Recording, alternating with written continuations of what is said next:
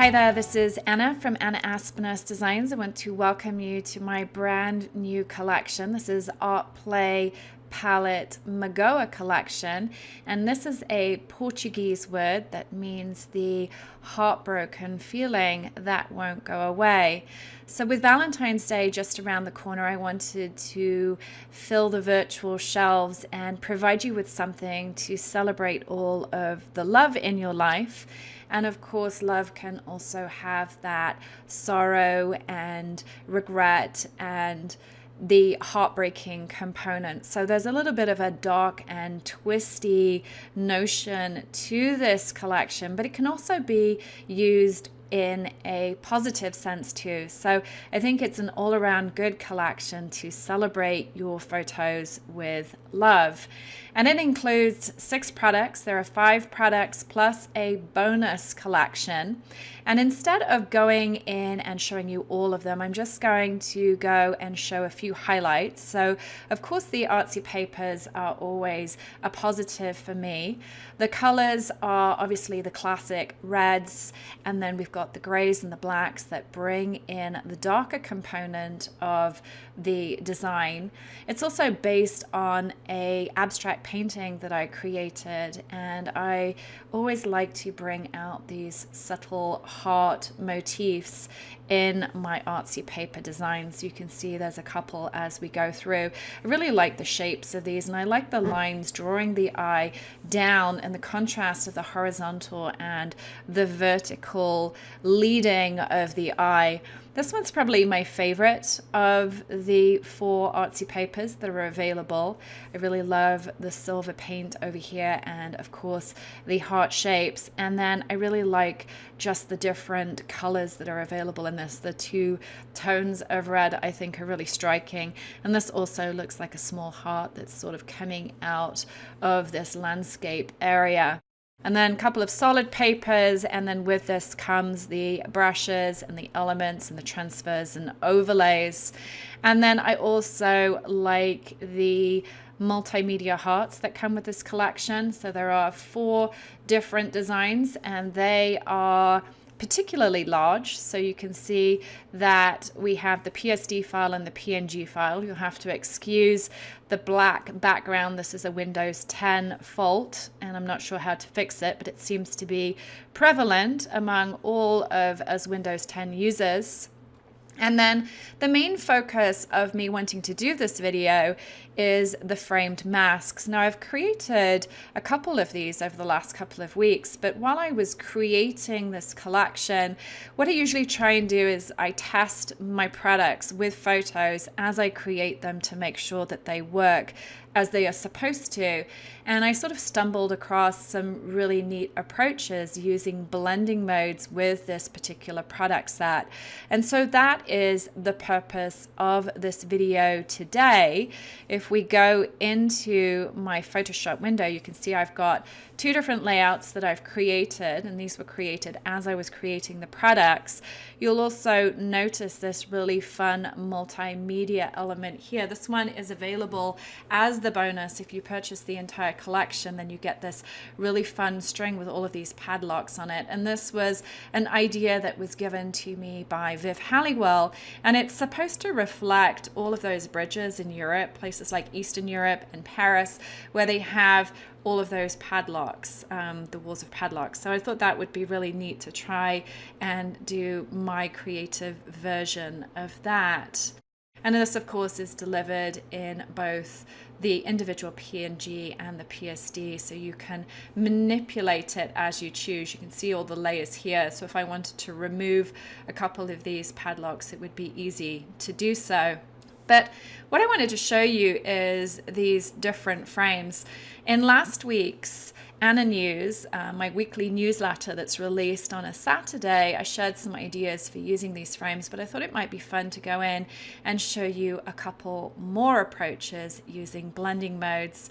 So I'm going to go ahead and turn off the photo layers in this frame set so we can take a look at the different layers. So we have a frame layer, and then there is a mask layer, and then there's an underlying matte layer which shows through that white area here.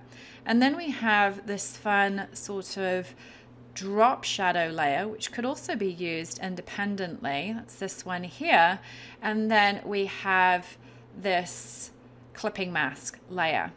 So you can use the clipping mask with a photo, as I've done here. You can then add in the drop shadow layer style if you wanted to, or turn that off. And then we have the other frame components. So a couple of ideas here would be to clip your photo to the frame mask layer as well as clipping it to the photo blends layer.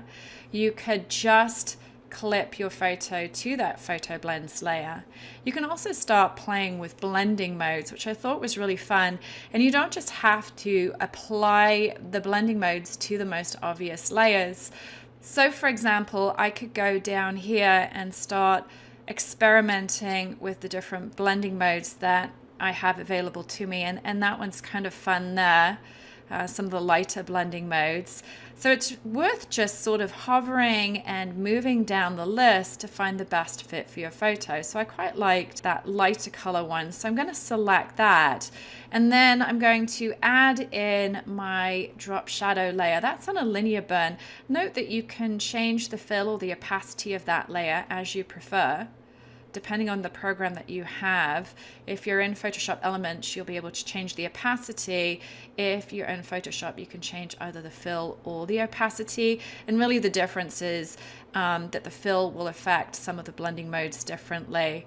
And then you have this mask layer, and really what that does is it provides this nice white area here, but you can go ahead and invert that layer by going to Image, Adjustments, and then down to Invert, and that will change that matte layer from white to black, so that when you go ahead and apply the clipping mask and then the photo to the clipping mask, you can see that matte is now showing through as black instead of white. And of course you can go to Image Adjustments, Invert to change that back again.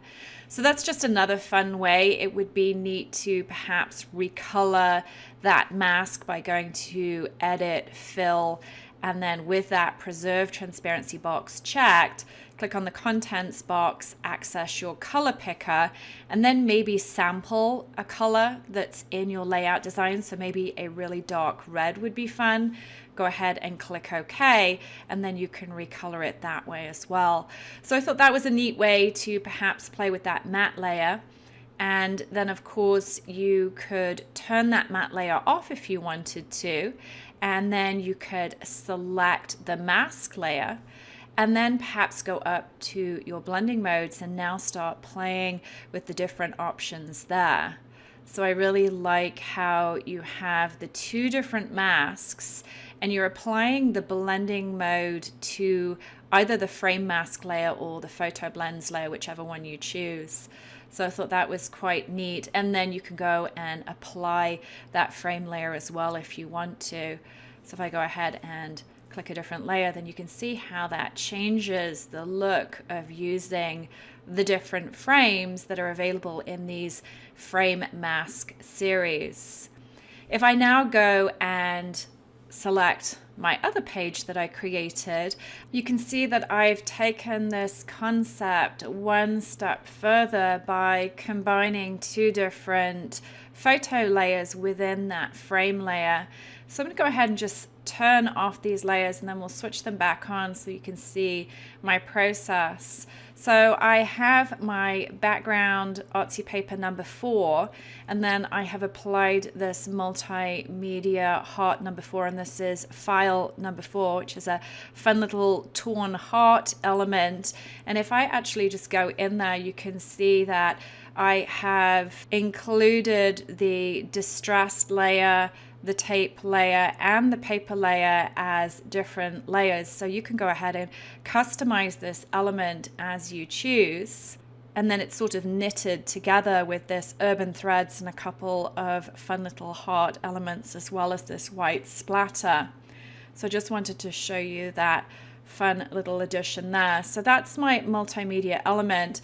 And then just below that, I introduced this frame element. So this has a mask layer. This is the Photo Blends mask layer, and then I clipped a sort of a scenic photo, I guess a landscape photo, to that Photo Blends layer, and then you can go and apply different blending modes. You can see when I apply a blending mode to the mask, it's going to affect the photo, and I settled on vivid light. I like how it knocked out the background of the sky area here quite nicely. And then there is a tape layer that's part of this Photo Blends frame.